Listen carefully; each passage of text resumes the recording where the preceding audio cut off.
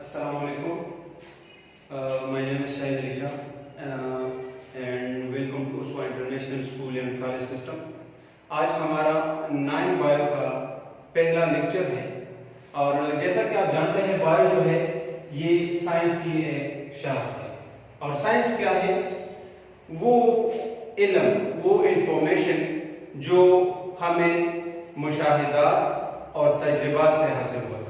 हम पहले मुशाहिदा करते हैं और उसी मुशाहिदा की बेस पर फिर हम एक तजर्बा करते हैं, एक एक्सपेरिमेंट करते हैं और उससे जो हमें इंफॉर्मेशन हासिल होती है उसे हम साइंस कहते हैं। तो बायो जो है ये साइंस का एक शाखा और बायो क्या है?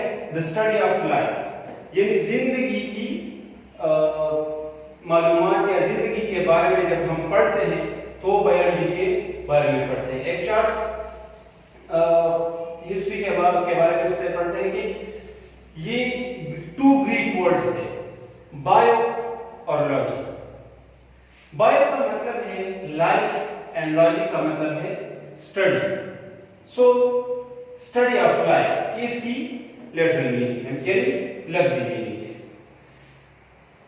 1736 यानी 1736 में एक साइंटिस्ट था, स्वीडिश साइंटिस्ट कैरल लीनियस, उसने पहली दफा बायोलॉजी का ये लफ्ज जो है इस्तेमाल किया 1736 में। साइंटिस्ट का नाम है कैरल लीनियस।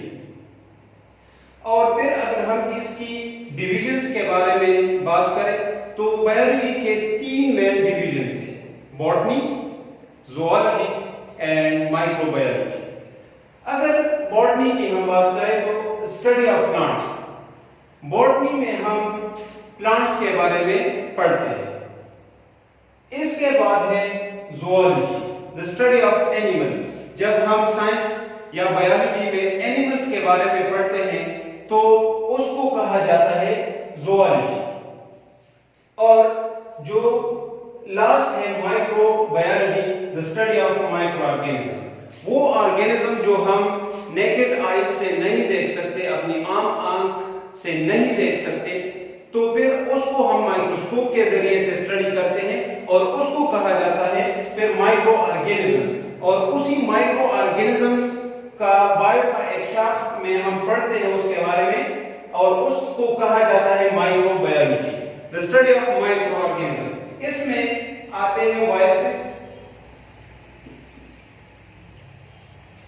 वायरस आता है, दूसरा जो है फंगस है, एटसेट्रा। ये सारी चीजें, बैक्टीरिया है,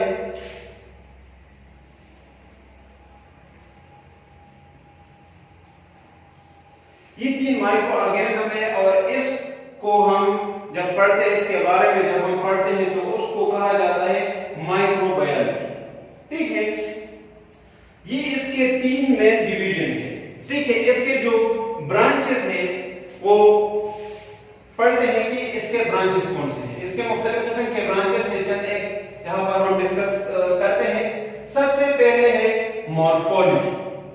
मॉर्फोलॉजी का मतलब है एक्सटर्नल अपीयरेंस, यानी जाहिरी सूरत।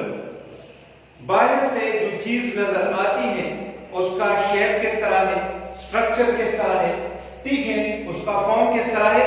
तो जब हम ये चीजें पढ़ते हैं तो इसको कहा जाता है मॉर्फोलॉजी। ठीक है, मॉर्फोलॉजी का मतलब है कि एक चीज, फॉर एग्जांपल इस मार्कर की बात करते हैं कि इसका स्ट्रक्चर क्या है, राउंड है या हम ऐसे कहते हैं कि सिलेंड्रिकल है।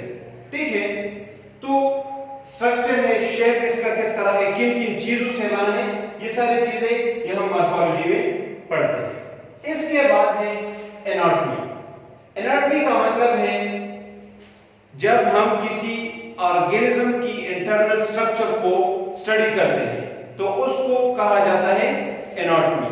इस internal structure of organism, the study of internal structure of organism. तो इंटरनल स्ट्रक्चर में फॉर एग्जांपल हम कहते हैं कि किडनी का किस तरह स्ट्रक्चर है, हार्ट का स्ट्रक्चर किस तरह है, ब्रेन किस तरह है। ये सारी चीजें जब हम पढ़ते हैं तो ये बायोलॉजी के शाख एनाटॉमी में हम पढ़ेंगे। बायोलॉजी का जो ब्रांच है एनाटॉमी, इसमें हम चीजों के इंटरनल स्ट्रक्चर के बारे में पढ़ते हैं। इसके बाद बाद है हिस्टोलॉजी। हिस्टोलॉजी का बायोलॉजी का वो शाख है जिसमें हम किसी चीज की कंपोजिशन यानी किन किन चीजों से बना है। फॉर एग्जांपल अगर हम मेम्ब्रेन की बात करें तो वो 3 चीजों से बना है, लिपिड्स, प्रोटीन्स एंड कार्बोहाइड्रेट्स। ये 3 चीजों से बना है। तो ये एक्चुअली क्या है, मेम्ब्रेन का कंपोजिशन है। तो किसी चीज का लिविंग ऑर्गेनिज्म में जब हम किसी चीज की कंपोजिशन को स्टडी करते हैं तो वो हिस्टोलॉजी में करते हैं। दूसरा है स्ट्रक्चर। इसका स्ट्रक्चर किस तरह है, ठीक है, जैसा कि हम पढ़ रहे हैं कि किडनी का स्ट्रक्चर जो है वो बीन शेप है, लोबिया की साफ की जैसे है। तो ये स्ट्रक्चर है और उसको हम फिर पढ़ते हैं हिस्टोलॉजी में। इसके बाद इसका फंक्शन क्या है, फंक्शंस, मुख्तलिफ किस्म के फंक्शंस होते हैं। ये फिजियोलॉजी में भी पढ़ा जाता है और हिस्टोलॉजी में, दोनों में ये पढ़ा जाता है। फिजियोलॉजी, फिजियोलॉजी का जब हम किसी चीज का लिविंग ऑर्गेनिज्म में किसी चीज का या लिविंग ऑर्गेनिज्म में जो फंक्शन और एक्टिविटीज होती है, ठीक है, इसको हम फिजियोलॉजी में पढ़ते हैं। यहां पर भी फंक्शन है, फंक्शन, तो ये किसी पार्ट का खास फंक्शन है, तो ये हिस्टोलॉजी में पढ़ा जाता है। और लिविंग ऑर्गेनिज्म ओवरऑल जो फंक्शन लिविंग ऑर्गेनिज्म में होते हैं फिर वो हम फिजियोलॉजी में पढ़ते हैं। जैसा कि लिविंग ऑर्गेनिज्म में एक फंक्शन है रेस्पिरेशन, वो हम फिजियोलॉजी में पढ़ते हैं।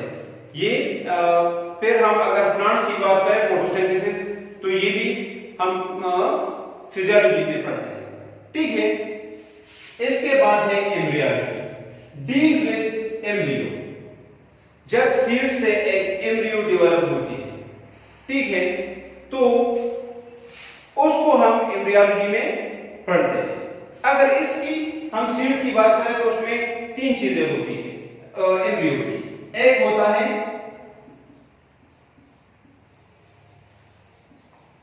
फ्लैम्यूल, इससे लीव्स डेवलप होती है, फ्लैम्यूल से लीव्स डेवलप होती है। दूसरा है रेडिकल,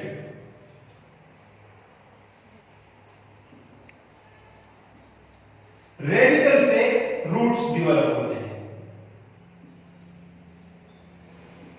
और लास्ट है कॉटिल्यूडन।